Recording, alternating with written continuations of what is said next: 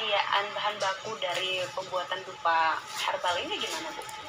Ya memang dari awal saya mencoba mencari di Bali dulu ya, karena pikiran saya kita perlu untuk support untuk produk lokal Bali. Nah kemudian dari pada saat saya memperluas pangsa pasar itu tentunya ada peningkatan kapasitas produksi yang harus saya kerjakan, sehingga saya memang mencari produk di seluruh Indonesia. Nah tetapi saya mempunyai memang supplier tetap yang memang menjamin kualitas dari bahan baku yang saya gunakan gitu. Jadi saya tidak mau mencari keluar dari itu, saya tidak percaya dengan itu. Dan juga proses pembuatan dari dupa itu sendiri, bahannya itu memang seperti dupa kopi misalkan. Saya memang blend atau menyerbu kopinya itu dari biji kopi menjadi serbuk, kemudian saya mencampurnya sendiri dan meraciknya sendiri, kemudian langsung diproduksi. Jadi saya menjamin 100% memang bahan itu terbuat dari herbal. Dan Bu Ayu Septiani selaku pelaku UMKM dupa herbal Seputra. Nah sebelum kita membahas lebih lanjut terkait produk yang dihasilkan oleh Bu Ayu sendiri, kita akan saksikan terlebih dahulu tayangan berikut ini.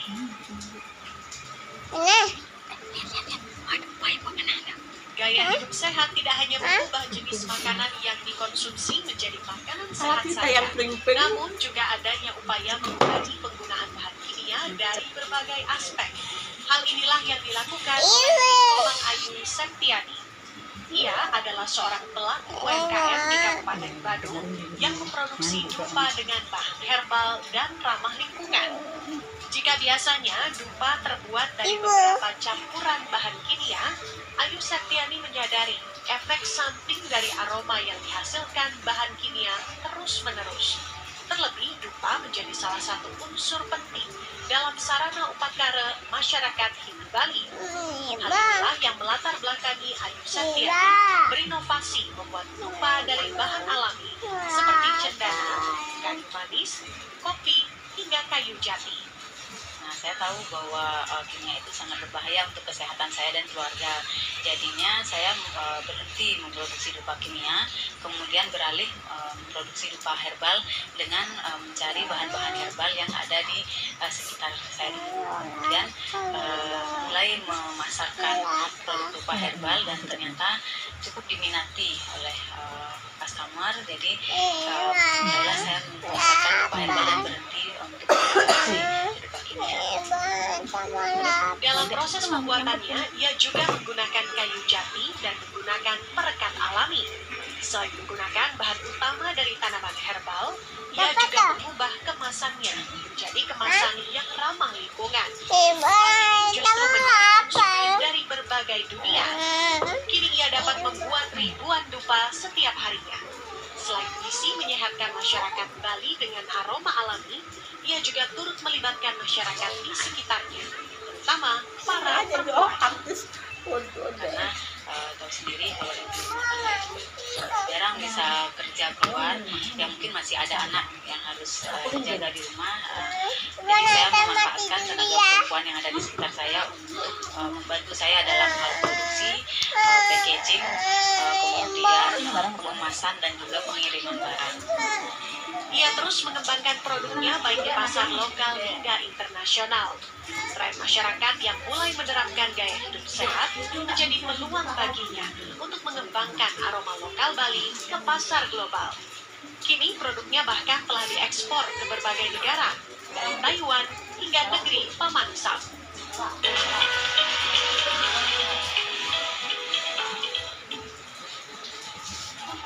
Iya, saudara, dari tayangan tadi kemudian kita bisa mengetahui ya bahwa tanaman herbal tidak hanya berfokus menjadi obat-obatan saja, namun juga bisa diolah menjadi aroma ya untuk kesehatan juga, yang kemudian bisa dibentuk melalui dupa tadi ya Bu Ayu ya. Boleh disampaikan dong ke pemirsa TVRI Bali kemudian apa yang membuat Ibu akhirnya berkecimpung untuk membuat usaha dupa ini. Kemudian tadi juga sempat disebut bahwa tadinya adalah menggunakan kimia ya, kemudian sekarang berganti herbal, itu bagaimana prosesnya?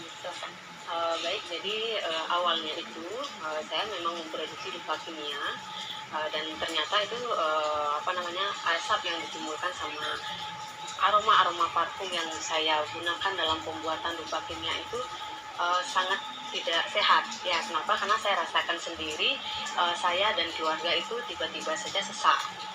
Ya, sesak, kemudian baru disadari setelah 2 tahun berjalan ternyata itu efeknya dari pewangi kimia yang saya gunakan dalam memproduksi dupa kimia.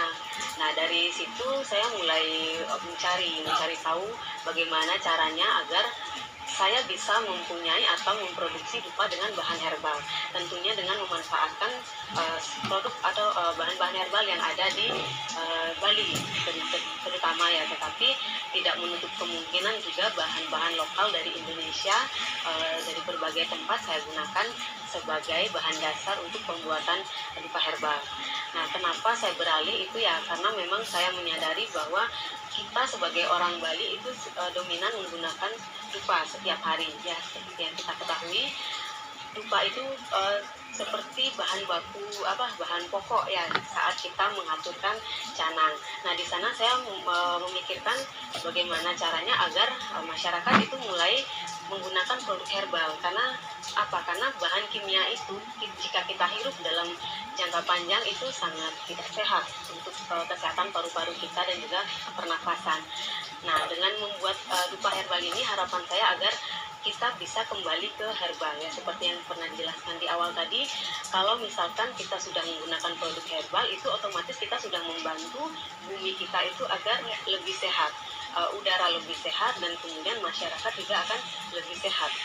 Tapi ada adaptasi baru nggak Bu yang dialami dari yang tadinya kimia kemudian berproses menggunakan herbal, entah dari alat produksi atau dari pemahaman pembuatannya, bagaimana Bu ya? Kalau untuk dupa kimia itu dulunya saya memang bukan produksi, tapi membeli setengah jadi, kemudian saya celup vakum di rumah. Itu 2 tahun pertama. Kemudian semenjak saya berpindah dan beralih ke dupa herbal, itu saya mulai menggunakan mesin, tapi mesin yang manual, jadi bukan mesin yang elektrik. Kenapa? Karena memang di awal itu saya memiliki modal yang kecil. Saya hanya pelaku industri rumah tangga dengan modal kecil yang memiliki niat dan tekad yang kuat bagaimana caranya agar saya bisa memproduksi produk herbal sesuai apa yang saya harapkan dengan modal yang saya punya. Jadi saya memakai mesin manual, kemudian proses pembuatannya itu pun saya jamin sendiri karena saya memproduksinya secara langsung dan juga saya yang meracik dari bahan-bahan yang saya buat, dan itu memang murni itu bahannya herbal. Ya, berarti dari proses produksi ini ya, benar diambil alih secara manual ya, ya.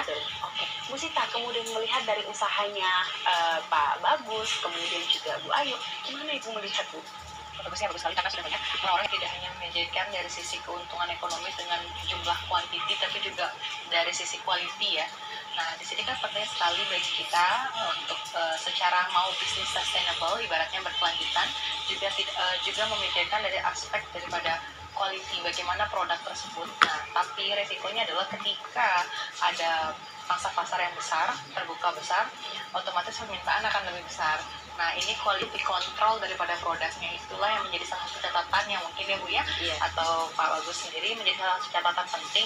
Karena begini, ketika sudah banyak permintaan, otomatis kita akan bekerja cepat gitu ya, bekerja dengan cepat, dan pastinya di pemerintah juga dalam mungkin bisa membantu mengedukasi masyarakat lebih luas lagi, memberitahu bagaimana atau apa sih dampak positif jika kita bisa menggunakan produk herbal. Dan juga seperti kayak toko-toko seperti itu ya, dulu saya sempat taruh barang di toko-toko, tapi memang penjualannya sangat jauh sekali. Nah, tetapi ketika saya saat ini menitipkan barang di toko-toko yang memang pengunjungnya itu adalah wisatawan asing, itu justru memiliki penjualan yang lebih tinggi.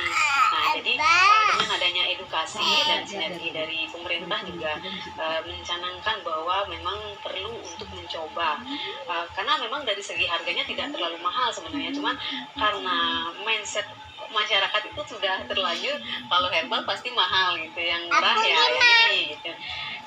Jadi itu perlu kita perlu di edukasi secara luas ya, bahwa memang produk lokal, produk herbal itu tidak mahal gitu. Jadi manfaat yang didapat dengan uang yang kita bayarkan itu tidak seberapa sebenarnya, demi menjaga kesehatan kita jangka panjang. Baik, terima kasih Bayu. Boleh ditanggapi langsung kita dari kedua tantangan ini? Pastinya yang tadi saya sudah katakan bahwa tantangan pertama adalah merubah mindset, itu hal yang sangat sulit. Kurangnya tanaman herbal sangat cocok ditanam di sini. Kebetulan pengusaha herbalnya juga ada, kenapa itu nggak bisa dilakukan? Pasti bisa lah. Saya berharap sekali terbentuk ekosistem sehat lah terkait dengan herbal ini. Semua pihak bisa mendukung ini ke depannya, dan kami selaku pelaku usaha tentu sangat siap untuk menyambut hal itu. Gitu. Kalau dari Bu Ayu sedikit bisa closing singkat pesan dan harapan. Kalau untuk dupa herbal sendiri saya cukup bangga ya, karena dengan produk kearifan lokal dupa yang memang diperuntukkan untuk orang Bali itu bisa menembus ke pasar ekspor itu sangat membanggakan buat saya secara pribadi, dan harapan saya untuk kedepannya agar seperti yang disampaikan tadi bisa membuat satu komunitas atau ekosistem dengan mengumpulkan seluruh produk herbal yang ada di Bali, kemudian menjadi salah satu destinasi wisata untuk dikunjungi oleh wisatawan asing yang berkunjung ke Bali. Baik, terima kasih banyak Bu Sita juga, kemudian juga Bu Ayu dan Pak Bagus sudah bergabung bersama kami dalam Aku Bali edisi kali ini. Demikian edisi Aku Bali kali ini terkait ciptakan peluang dari kearifan alam. Saya Smita Ganjeli mewakili kerabat kerja yang bertugas, pamit undur diri dan sampai jumpa. Kami tetap dengan para Santi. Om Santi Santi Santi Om. Stop udah tuh. Apakah sudah menggunakan platform digital? Kemudian target pasar mana yang kemudian menjadi sasaran daripada dupa herbal, kemudian juga Padma herbal sendiri. Saya mau dari Bu Ayu dulu, boleh? Silakan. Baik. Jadi awalnya memang target market saya itu adalah masyarakat Bali ya, yang memang menggunakan dupa untuk sehari-hari. Tetapi ternyata yang lebih berminat itu ternyata wisatawan asing. Ya, jadi dulu itu saya memang memasarkannya ke masyarakat lokal. Namun memang dari seperti yang kita bilang tadi, untuk yang herbal itu otomatis harganya akan lebih tinggi. Nah, jadi di masyarakat itu biasanya orang-orang akan membeli produk yang murah dan banyak ya. Nah, tetapi di sini untuk dupa herbal memang memiliki cenderung lebih tinggi harganya. Dan pada awal itu saya mencoba mengikuti market-market asing ya, jadi mengikuti event-event yang di mana pengunjungnya itu hampir 90% itu adalah wisatawan asing ya. Jadi saya mulai ikut pameran itu dan ternyata sangat diterima oleh wisatawan-wisatawan dari mancanegara. Kemudian saya juga memanfaatkan sosial media dalam pemasarannya, dan juga terdaftar di platform